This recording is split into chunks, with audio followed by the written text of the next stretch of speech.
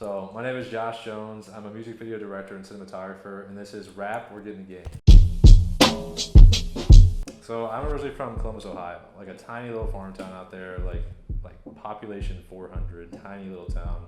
I was there until high school, and then I moved to Chicago 7 years ago and went to Columbia College, Chicago. It's pretty boring for the most part. Like I lived in the country and I went to a Christian school, so my class size was 60, and there's like not much to do when you live in the country. So it was a lot of playing outside, or just like the fun things to do were going to Target and hanging out. One of my hobbies, like there's not much to do, so I got into filmmaking early. So that like became something I would just do with my friends, and like we would make dumb little sketches like when I was in middle school and stuff. And then one of my friends was in a band. They were in like a screamo band, so I started taking their pictures and like doing their video work as like my little like start into film. I'm really close with both my sisters. I have a twin sister actually, and an older sister. She's 6 years older than me, so I'm like really good friends with my older sister, and she's the one that kind of got me into film. Actually, like I wouldn't be a filmmaker if it wasn't for Jessie, my older sister. Like we would always watch movies together and stuff as a kid, and she was super interested in it. And like she went to college, I guess 6 years. She took some film classes, so she was like telling me about what she was learning, and like we would watch movies together and she would point stuff out. So like she is a huge inspiration to me, and like has helped me stay motivated and just like centered and humble and on my shit. My first videos I ever made were like with her and my other sister, because she made like some projects for school that were video projects with her friends. And I thought it was the coolest shit ever. Like, oh my god, like you can make funny little videos for your school projects. So then me and my older sister and my twin sister, we did like 2 spoof videos, like our first videos ever. And I got to like set up the cameras or camera and did all the editing. And I like after that, man, I was hooked. Like I loved it. So then I started doing shit with my friends. But now family's been good for the most part. My mom was super supportive, super loving, like big energy, loving woman. I mean, not to get too deep into the interview, but she passed away when I was 12 from cancer. So like when that happened, it was rough for me and my sisters. My dad didn't really get video, especially like because I was supposed to go to school and be an engineer, like study engineering, and it was a little bit of a stretch to like go and be a filmmaker, be a creative. I didn't listen to much hip hop growing up. Listened to a lot of pop, a lot of indie rock. Like 21 Pilots was my favorite band in high school, because like they're from Ohio, so like I fucking loved them. Imagine Dragons, Coldplay, like those guys, like that vein. I even had like a screamo phase for like a year where I was like super into metal and shit. When I moved to Chicago, my college roommate like loved hip hop and like we listened to a lot of hip hop stuff, and like all of his friends did. And I didn't even know much about like the scene until I came to Chicago. So he just put me onto a whole bunch of like great artists, like some underground, some popular, and I just kind of dove in. And like Chicago has a massive rap scene, so like even like friends that lived on my floor at the University Center, like were listening to similar type of music, and I slowly got into it. I got into rap video, which I didn't think I was actually ever going to end up in, especially because I didn't know about rap until college. But I worked at Pan Express when I was like freshman and sophomore at Columbia. And one of the guys that worked with me was a rapper, and he like knew I made videos, and so he was like, hey, like you want to shoot my music video? And I was like, fuck yeah, like let's go. And so I did that, and that allowed me just to I worked with them a few more times, and then slowly started just doing videos for other people in the city. And it just like took off, and I just like dove into the hip hop world. So Intertwine TV is what me and my good friend AJ started. It was like our production company. So super quick backstory on AJ. He was just someone I met from one of the professors at Columbia. We were supposed to do a project together over summer break, and the project never ended up working out, but like we linked up for the first time and we hit it off. And he was studying marketing at college, and he went to a school in Iowa. So like since I was just good friends with him, I was doing small shit in the city, just trying to get by, like trying to find my feet. Like I was super broke, just barely making money in the video industry, like delivering Postmates and shit to like survive. We were talking on the phone one day, and I was like, hey man, like you want to start a company together, like a production company? He was like, fuck it, all right, let's do it. So then like we started Intertwine, and started doing music videos in the city for like our artists, different artists that we fucked with and would reach out to us, and then like would do little commercial and corporate work. I was with Intertwine for like 2 years and like was building it up, and then I realized I didn't want to like build a company. So I like stopped being a founder of Intertwine, but still worked with them. There's a lot of business stuff that went into it that I didn't like. At the end of the day, I just like making cool shit. And if I have to worry about just the invoicing, the bookkeeping, contracts, all that stuff, it just like takes away from the creative and like reaching out and like all that. And I just want to be creative at the end of the day. It was a really fun time. That's when I was getting my feet as a director and as a cinematographer in the video game. And like, the stuff me and AJ made, like I still look back on those videos like very fondly. Like, I went to Columbia thinking I was going to be a director, not knowing what a director was. And then like once you start taking classes and like I got more into the cinematography program, I realized, I just like cameras and technical stuff.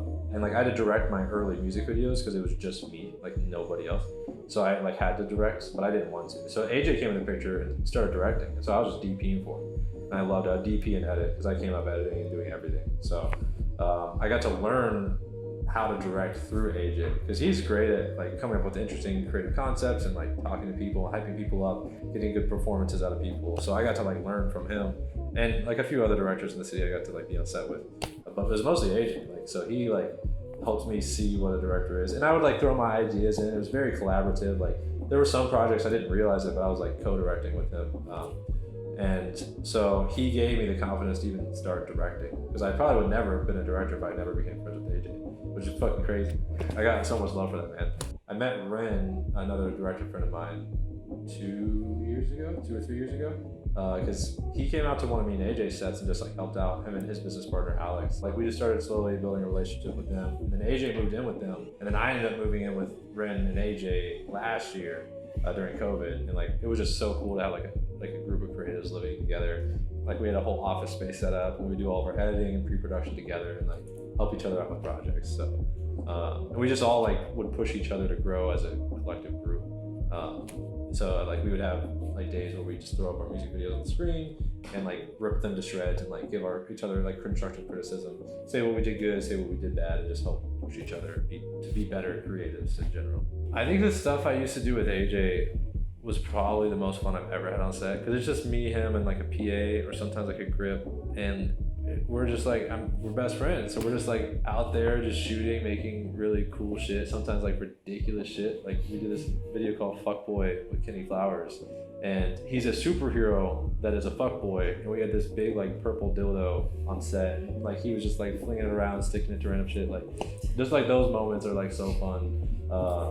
Honestly, like because I put so much stress on myself to make good videos, the bigger sets can be more stressful. It's a little bit harder to have fun. So like the small sets with friends are always like the most fun. Like it's you're just hanging out with cool people at that point and making dope shit together, you know? I think if you can work with your friends, it's the best way to work. Cause like film shoots are long days, like they're 10 to 16 hours. And like, you just want to be with good people, like, cause they're stressful environments. Like you want to have people that you trust and people that you can have a good time with on set. And it doesn't always happen, like, especially when you get bigger and you start working with more crews, you have to try people out, slowly find the crews that you enjoy working with. But I think, like, for me, I would rather work with cool people than the most talented person ever, just because the experience is so much better. And that, like, kind of rubs off on everyone else. Like, if everyone's having a good time on set, everyone's vibing together, the whole, like, everyone's energy is going to be invested in the project to make it as good as possible. The artist feels like it's just like a happy, good vibe on set, so that'll make him more comfortable or her, so they can perform better. So like, I think working with your friends, when possible, and if you have like talented enough friends, like it's the best thing ever. So earlier on, before I started working with a production company that wasn't Intertwine, we would just like hit up people on Instagram and send our reels that were like a little bit bigger, and then once we got interest, we would then send them like the treatment breakdown concept that we wanted to go for. So just like lay it out really nicely and a nicely graphically designed treatment with pictures and words to help paint the picture and get people sold. And then kind of as you like move up and start working with production companies or video commissioners, labels will reach out to that company. So in my case, like anytime I worked with a label was through No More Heroes. Label would reach out to No More Heroes, they would tell them what the budget was, and either it's an open creative or they would have like a rough brief that they wanted to kind of like keep the balance of the video in. And then I would write a treatment based on that. And you just like try to be as interesting as possible in your treatment, because that's how you land the projects. Because you're fighting against like 5 to sometimes like 40, 50 other directors. Pre-production is the most important thing, hands down, like period. I think you can make good videos with little pre-production, but there has to be some. Like, I pride myself on trying to be creatively unique and interesting and make videos that are interesting from start to finish. And the only way you're gonna do that is through solid pre-production. And like that's just the foundation your entire video is built on. So the concept has to be super solid, has to be super detailed out. You need to know everything about your concept, and just like making detailed documents on like what is the wardrobe gonna look like? What's the set design gonna look like? Like what type of actions are happening in the scene? How much coverage of the song are we gonna get per scene? What are some interesting transitions to go from scene to scene? All that stuff needs to be planned out for it to be as cool as possible. And like cool shit will happen on set that like you may be able to kind of change shit around and like make it cool. But like pre-production is king. Like that is the most important thing. I had like stupid goals when I first started Intertwine. Like I wanted to make like X amount of dollars. But it was really just like I wanted to make work I was proud of, and that was it. My first goal was to live off of videos, because like 80% of my income when I first started was Uber Eats. And so I was like riding my bike around the city, delivering food, getting sweaty. And then whenever I would get a video job, once or twice a month, I would do that. And then I got to a point where I was only doing filmmaking, and that was like the coolest fucking shit ever. I was like, okay, I'm just a filmmaker. Like I've like made it. Like this has been my dream since I was a kid. And then from there, I wanted to make a living off of just music videos, and that took a lot longer because music videos don't have the money to start. So then eventually I got to that point where I was just doing music videos, and like it was so cool to be only doing like cool creative work for a living. But like outside of that, I didn't have any goals. Like right now, a goal of mine is like to land my first like 100K music video project, and just to like, there's like a couple artists like I would love to work with. Like I really like Toby Lou, Sir, Mareba,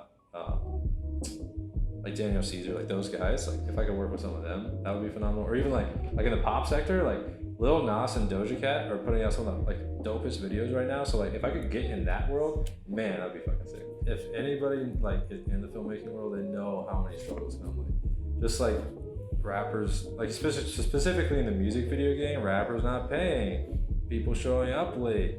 There was this video me and AJ did. I won't name the guy, but we like put the entire budget into the video and went super hard, and the video turned out dope. The artist was a bigger artist, and he agreed to do the video, and he said, if I like the video, I'll pay you guys. And so like we were like, all right, whatever, like he has a big name, like we'll do it.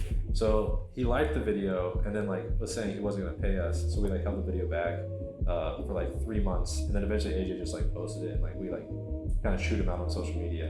And then eventually like he was like calling AJ like every other day, like, hey, where you at? Like I'm trying to meet up.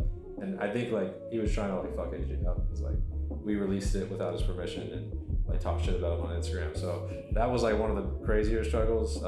But like other than that, it's just like being a starving artist, being broke as fuck, like living in cheap ass apartments, like eating ramen noodles like for dinner and shit, like just being cheap and just like pursuing your dream wholeheartedly. You want to be an artist relatively quickly and don't want to sell your soul to like a corporate job. You kind of just gotta eat shit and be broke for a while. So that was like the biggest struggle. But like I was so set on my dream, and like I don't care about material possessions that much.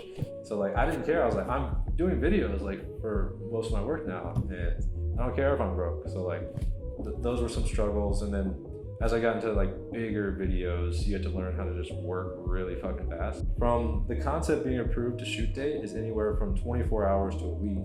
And most of the time it's like 1 to 3 days. You have to put shit together.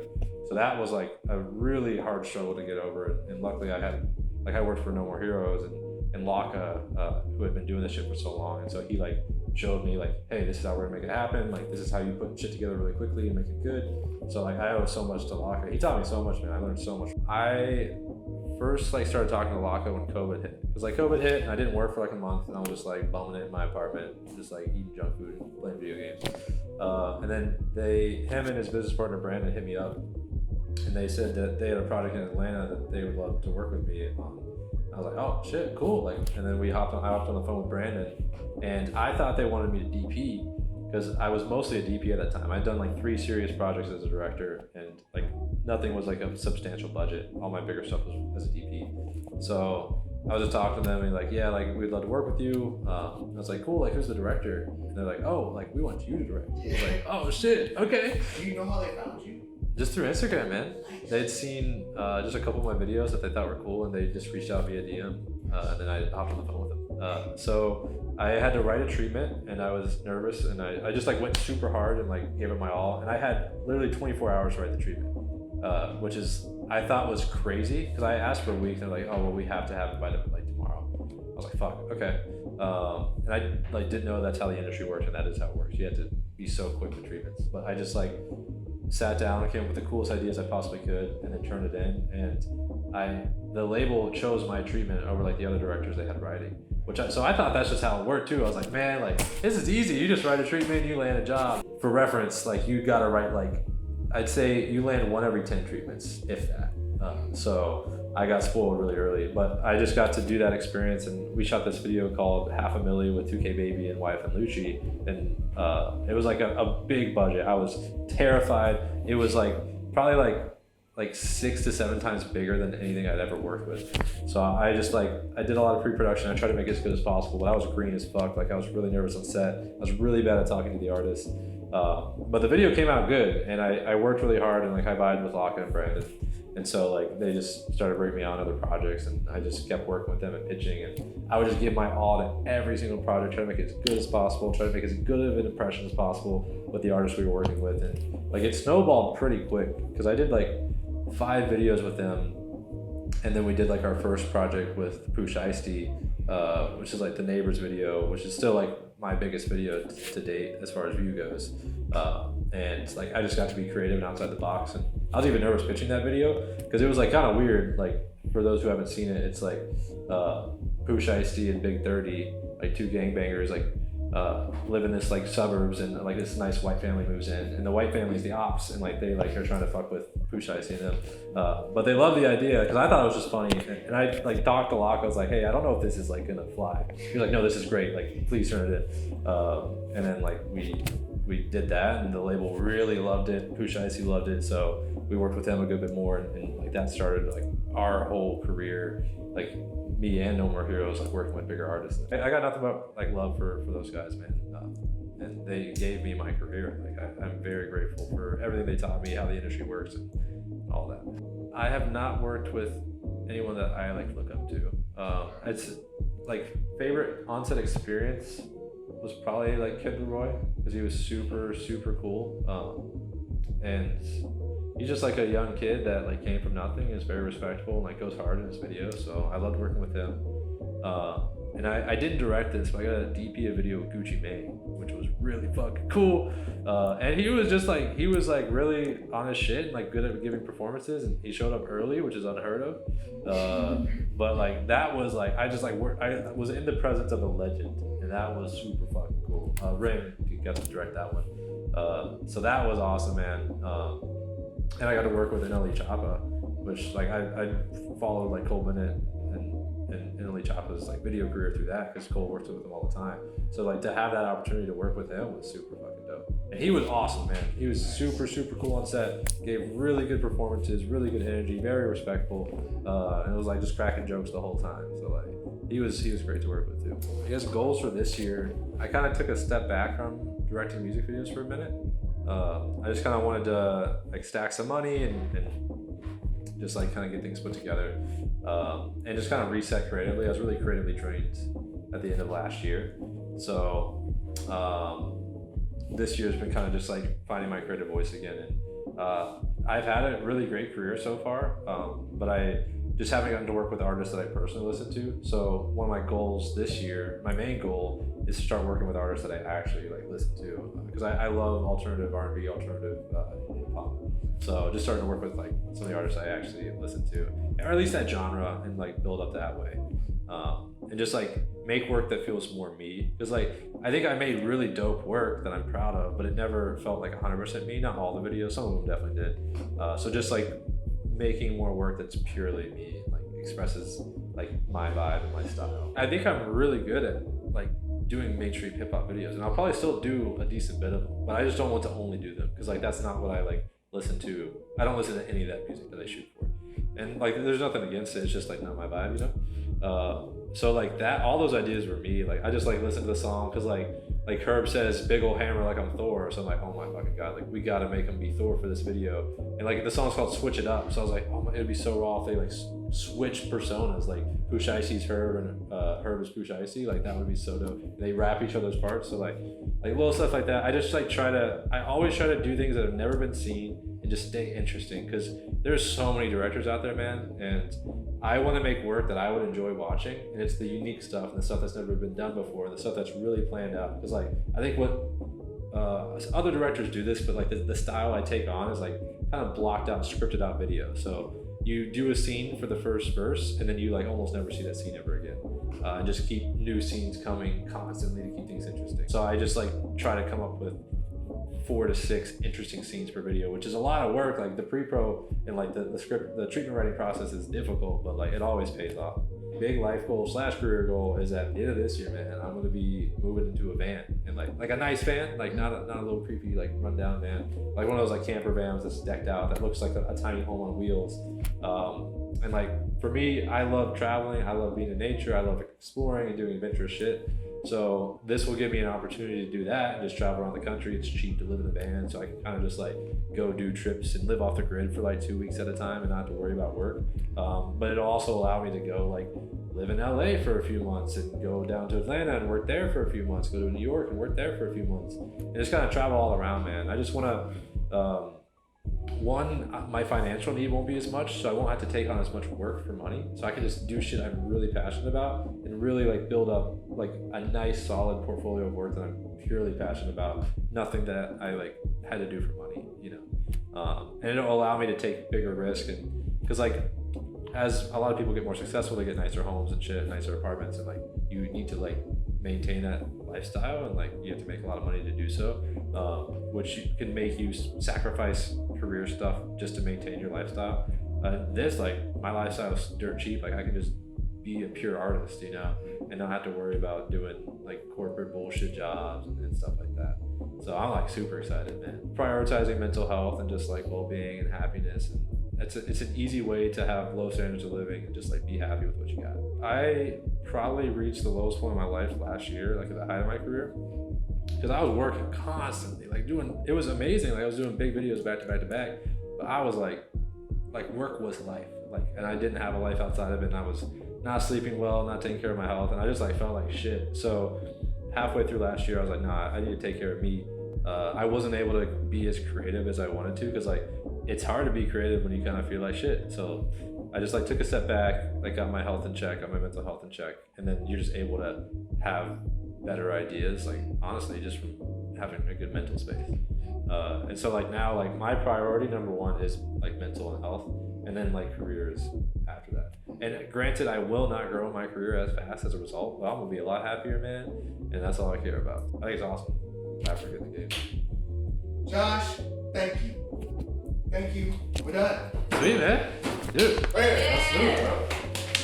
Thank you. Come on, bring it in. Come on, bring it in. Come on. Yeah, dude, that was cool, man. For real. No, that was easy. I was Yeah. talking to a friend. Exactly, for real. And when really